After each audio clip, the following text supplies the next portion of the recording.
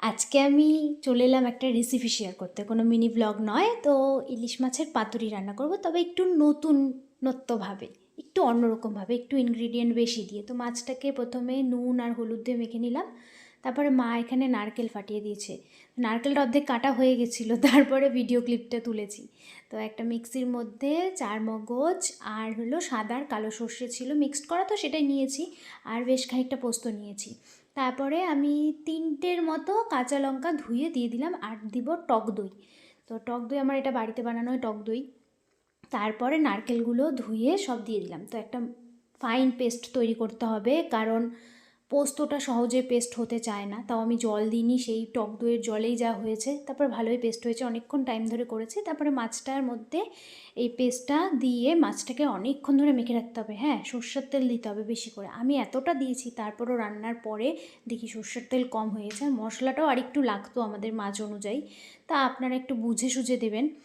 তারপর অনেকক্ষণ রেস্টে রাখলাম। তো আমি ওই টাইমটাতে কী করেছি, পাতাগুলো সব ধুয়ে নিয়েছি। তো আমাদের গাছেরই কুমড়ো পাতা, তো বড় বড় 4টে পাতাই হয়েছিল, তো বেশি পাতা ছিল না, তাই আবার কয়েকটা কলা পাতাও কেটেছি। তো কলা পাতাগুলোকে আগে ধুয়ে সেঁকে নিলাম। তারপরে বসেছি মুড়িয়ে মাছগুলোকে ভালো মতন বেঁধে নিব। তো আমি তো ঠিক পারছিলাম না, তাই আমার মাকে ডাকলাম, আমি হেল্প করলাম, মা সব করে দিল। আমি মাছটাকে বসিয়ে দিয়েছি ভালোভাবে মশলা টশলা দিয়ে, আমার মা ভালো মতো প্যাক করে দিয়েছে একদম সুন্দরভাবে, যাতে না বেরোয়। তারপরে একে একে কুমড়ো পাতা আর কলা পাতা সবগুলোর মধ্যে মাছগুলো দিয়ে একটা করে কাঁচা লঙ্কা দিয়ে সব বেঁধে নিলাম সুতো দিয়ে। কারণ পাতুরি তো আর সেদ্ধ করব না, আমরা ভাপাবো না, কারণ আমরা এটা তেলে ফ্রাই করব। তো ননস্টিকের একটা কড়াই বসিয়ে নিলাম, তার মধ্যে সর্ষের তেল দিয়ে দিয়েছি বেশি করে। তো গরম হয়ে গেলে একে একে পাতুরির মাছগুলো সব দিয়ে দিলাম।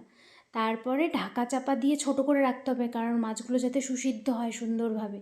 তো ঢাকা চাপা দিয়ে রেখেছি অনেকক্ষণ করে।